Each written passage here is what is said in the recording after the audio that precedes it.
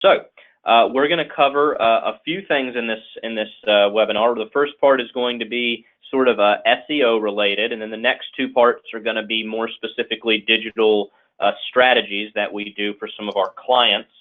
I'll do the first part, and then Freddie will do the second. So we're just going to jump right into it. I want to do a little bit of housekeeping, if you will, to make sure that everybody agrees on what everything means.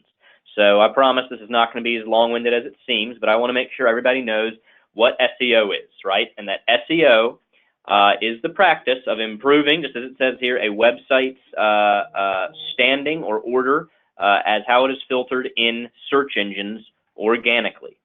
So that is search engine optimization, or SEO. And to break that down a little further, this is what it looks like when you do a Google search, right?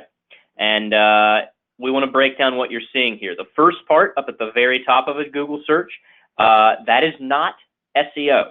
Those are Google pay-per-click ads, also just known as Google Ads, known as SEM, or search engine marketing. There's a lot of different names for it, but that is not what we are talking about today.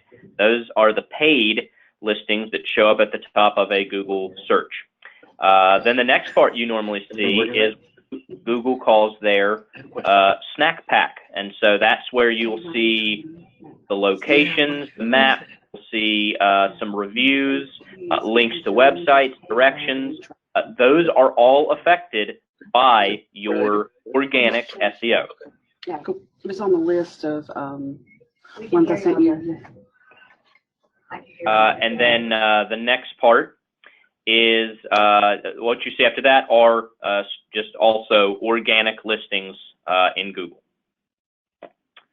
So those bottom two, both the snack pack and the organic listings, are what we are talking about when we use the term SEO.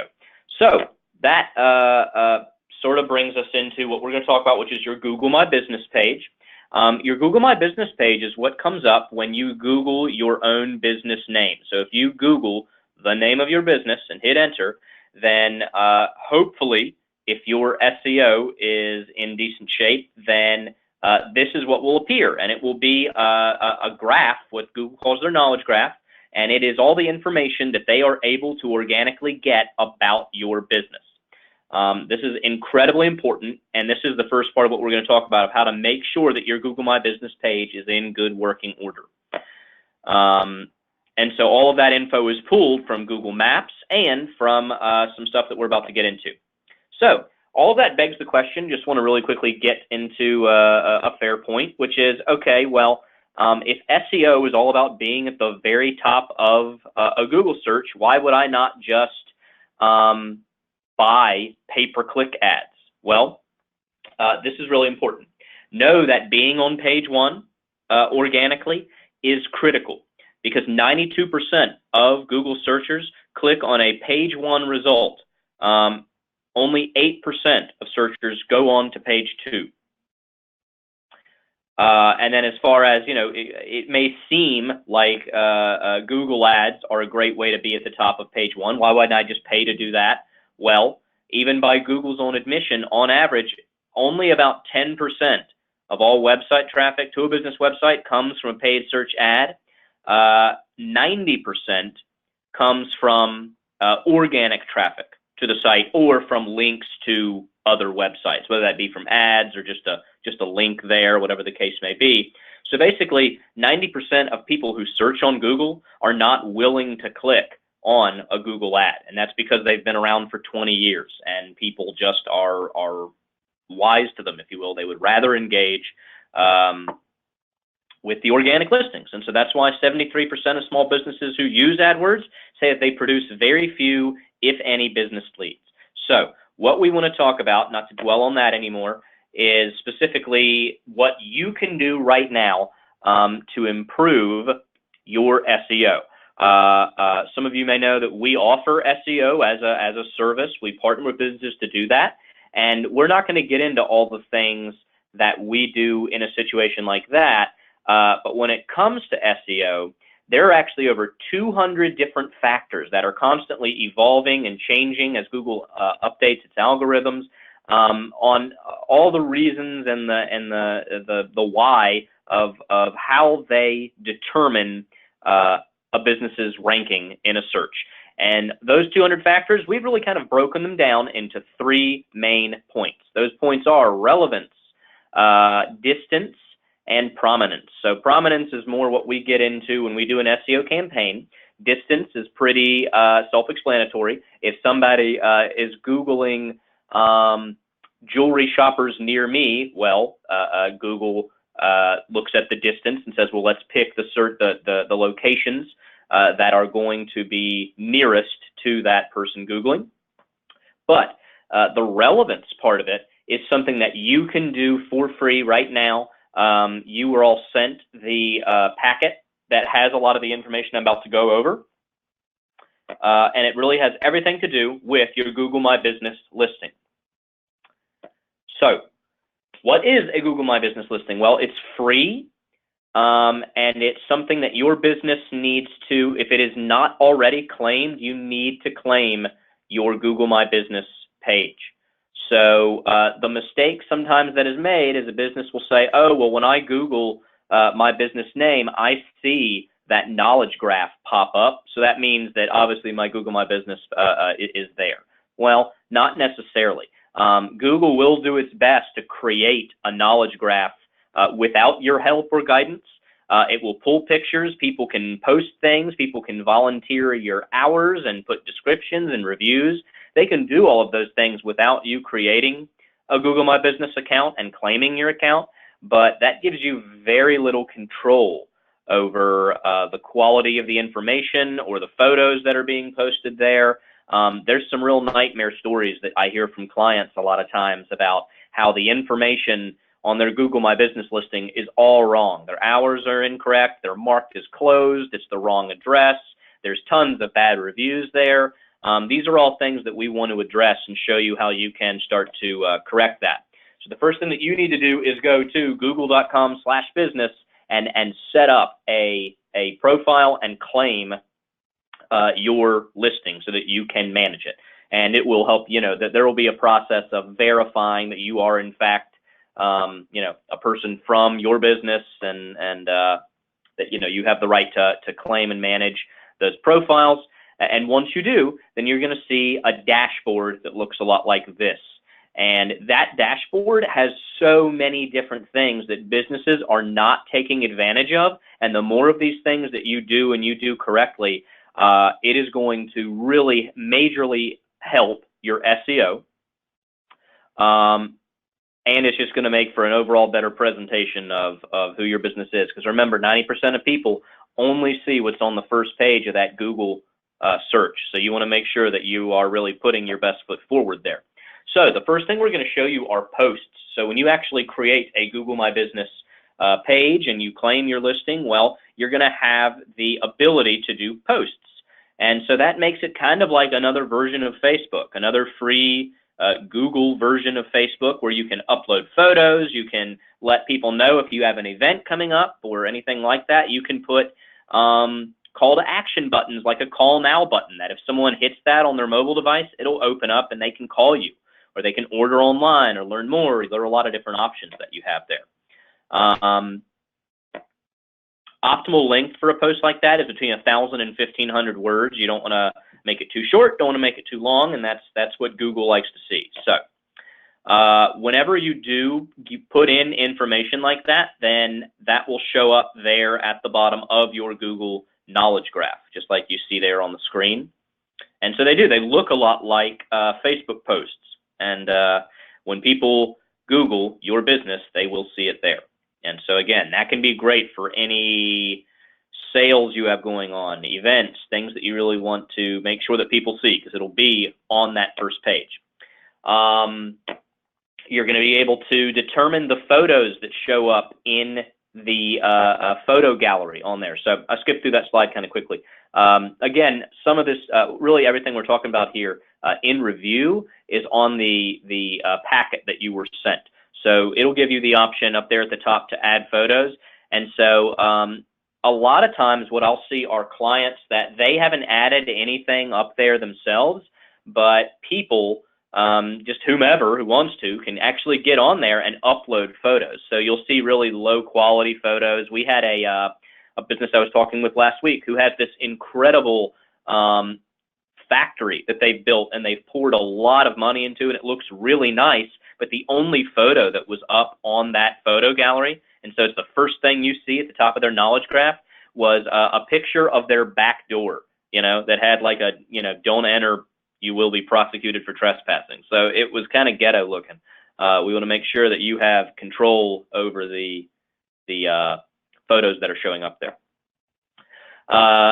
There's also an info section that you'll see over there on the left-hand menu, and that info section is where you put in all the good stuff like your hours, like your phone number, like your address. You definitely want to make sure that that info is correct, because people can recommend changes and can plug in that information, especially if you have not claimed your Google My Business page. Your competitors can go in and say, hey, these guys are closed on Mondays when they are in fact open. Or, someone could just be confused and say, maybe not know that you have a new location, and they could put in the wrong address, an old address, something like that. And so you're going to have the ability to make sure that all of that information is accurate. And then you can even put in a little info section there that has, almost, it's like a little bio for your business. And you can fill in stuff like your services and things like that further just help make sure that people find everything that they're looking for. And again, all of that is going to improve your SEO. That info all populates right there on your knowledge graph as well. Reviews are a big part of what you see on a Google My Business page. And when someone does review, you will be able to see it and respond to it in the reviews section of your business dashboard. That is so important. So my mantra is always respond. If someone gives you a great review, like you see here, thank them and say, man, thank you so much. Glad you had a great experience, and we appreciate your good review. But at the same time, don't shy away from bad reviews. Address them. Address them publicly at first, and say, we are sorry that you had a bad experience. We want to make this right, and then you can move that to a private forum, be it a text messaging or calling that person or something. And so you'll be able to sort by all of your reviews, by ones you've replied to, and by ones you have not replied to. For your Google My Business profile, this is not just reviews, this is everything about it. I say it is best practices to set up a weekly reminder to go in and check your Google My Business listing, to see any new reviews that come in, but also actually just to check your info, because Google, in hopes of making a Google My Business listing accurate and easy to use and helpful, they allow anyone, I'll say that again, they allow anyone to go in at any time and say, I want to suggest an edit on the address, on the hours, on the phone number for this business. So even if you have everything right, a competitor, and we've seen this before, it could be a competitor or it could be somebody who's just mistaken, can suggest an edit and put in the wrong phone number or change your hours or mark you as closed or whatever the case may be. So not only is it crucial that you go in and follow the guide that we've sent you and ensure that everything is accurate for Google My Business. It doesn't take long. Every week, go in, set aside some time to make sure that that info is still correct and to do some housekeeping. That's going to make a huge difference for you. That is really Google My Business. Now, there's a lot of info there, and I blew through it, but that is all in that guide. And if you have any questions, if you want to dig deeper, if you have something specific with your business, we are happy to talk with you about it. But for the second half of this webinar, I'm going to pass things over to Freddie Wright. He's going to tell you about the two most effective products that we use when working with retailers really all year round, but especially when it comes to how we can help you in fourth quarter for the holidays. So, Freddie. All right, so everything we've talked about up until this point on the webinar today has been about people who are searching for you on Google. So now, how do we get after those people who might be in the market for a product like yours, but haven't necessarily went to Google to search for it? So we want to talk about how we can target people based on their previous online behaviors or places that they've been. And our top selling product that allows us to do that is called mobile conquesting. And it's basically serving ads on mobile apps, mobile websites, mobile games, where we can target people based on their behaviors in a lot of other ways. So that being said, we can layer in online behaviors. So we can target people based on their previous online behaviors. In addition to that, we could do offline behaviors. So if there is a retailer that is a competitor or a retailer that you know their shoppers share the same customers, we can geofence that store and start to show ads to shoppers of that other store. As far as behaviors, we've highlighted on the screen here a few that fit for retail. We use these a lot.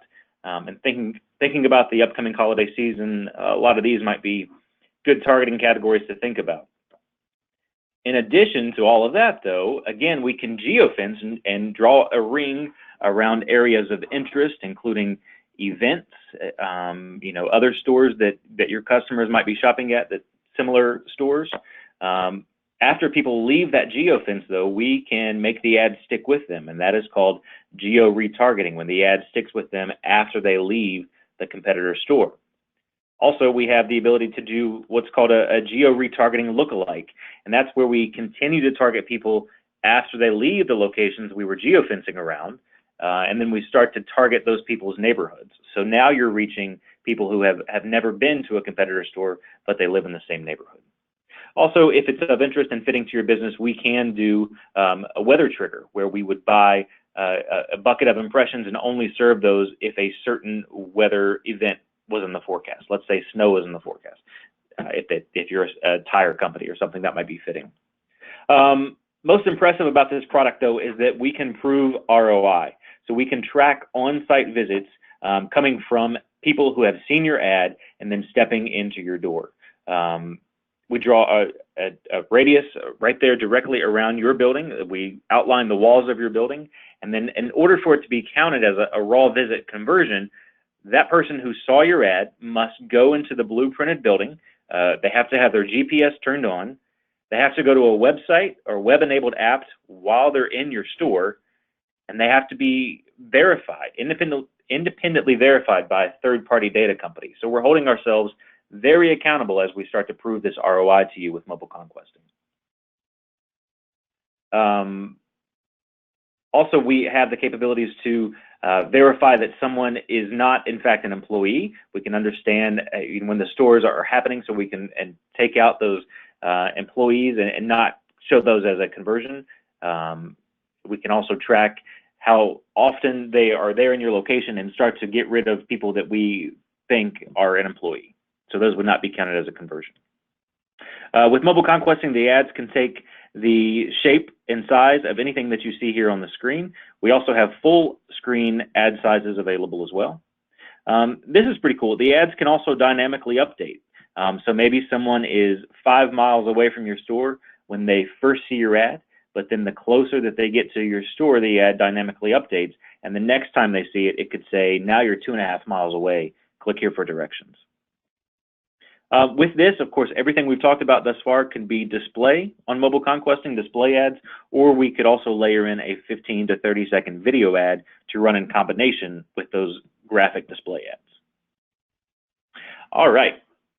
Another product we wanted to talk about is native ads, and this is kind of a non-traditional ad space. So native ads go across all devices, and they match the look and the feel of the website that they're appearing on. eMarketer actually says that native ads are grabbing 63% of display spending, and that's because they're getting higher click-through rates, and they're not typically blocked by those pesky ad blocking softwares. So native ads take the look and feel of the website again. They could fit any of these formats that you see here on the screen. They can include a graphic in some cases, always text, and sometimes your logo. It's created in real time, again, to match the look and the feel of the website that it's appearing on. With this, as far as targeting, we can again target people based on their previous online behaviors. So in this case, we have a bunch of holiday buying categories, Black Friday, so many different things that we can do here, and we can circulate this in an email to everyone who's in attendance today. So much stuff that we can do to target, not only for Christmas and holiday shopping, but specific to your store as well. Also, we can target people based on keywords that they're searching. So this is not Google AdWords that Cameron was talking about a little bit before, where someone is searching for something on Google and then those ads appear at the top of the page. We play this keyword game a little bit different. So we would develop with your business a list of up to 500 keywords that we would target for. And in the geography that we are using as part of your campaign, if someone is reading an article that contains the keyword that you are targeting, your graphic ad or video ad would then appear within that article. So it gets a display ad out there as opposed to just a text ad on a Google pay-per-click ad. So a very effective way to do keyword targeting. Here's an example. This particular article was on how to buy an engagement ring. So because keyword engagement ring is a keyword that this particular jeweler was targeting, therefore the ad popped in under keyword engagement ring. In addition to that, we have what's called artificial intelligence. So it takes everything we just talked about as far as behavioral targeting and offline targeting, and it throws it out the window. And it basically says we want to start with just a geography and start to serve the ads to more people like those who are interacting with it. So in real time, the computer is learning about who is interacting with the ad. So again, it starts with a broad geography. We help you to determine what that geography is. Data is always being collected and analyzed every minute about who's engaging with your ad based on clicks and conversions, device type, what ads they're clicking on, and then kind of the funnel narrows itself to show ads to more people like the ones who have already engaged with it. So it tends to work well at reaching people who we might not suspect are your target customers, which is great for holiday shopping because we don't always know who would be in the market for particular products.